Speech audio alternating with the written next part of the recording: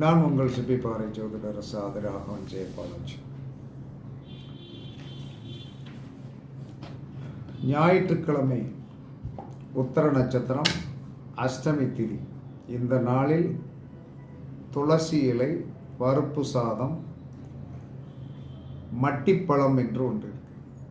இதை வைத்து வீட்டில் வழிபட்டீர்கள் என்று சொன்னால் பில்லி, சூனியம், ஏவல், மாந்திரீகம்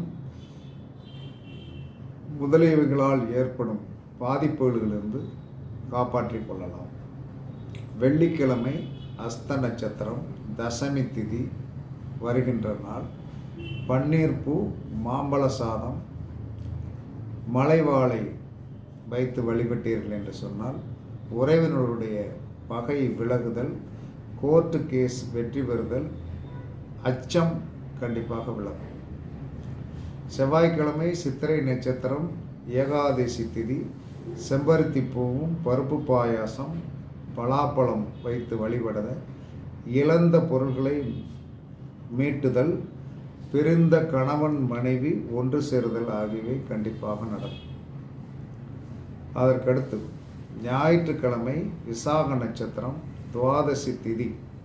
இந்த நாளில் அருகம்புல், எலும்பிச்சம் சாதம் வைத்து வழிபட்டீர்கள் என்று சொன்னால் பூமி, வீடு, வாகனம் முதலியவை வாங்கவும் சகல சௌபாக்கியங்கள் கிடைக்கும் கண்டிப்பாக. அதற்கடுத்து செவ்வாய்க்கிழமை அனுச நட்சத்திரம், திரையோதசி திதி அன்று திராட்சை பழம், திருநீற்று பச்சிலை, நெல்லிக்கனி வைத்து வழிபாடு செய்தீர்கள் என்று சொன்னால் நீண்ட கால நோய்கள் கண்டிப்பாக தீருதல். நீண்ட கால நோய் என்ன சார், ரொம்ப நாளாக படுக்கையில் இருக்கிறவங்க ஒரு நோய் ரொம்ப நாள் இழுத்துக்கிட்டே இருக்குன்னா அது கண்டிப்பாக தீர்ந்துடும். கடன் அடைபடுதல் கண்டிப்பாக நடக்கும். கடன் அடைபடுதல், ஆயுள் விருத்தி கண்டிப்பாக நடக்கும்.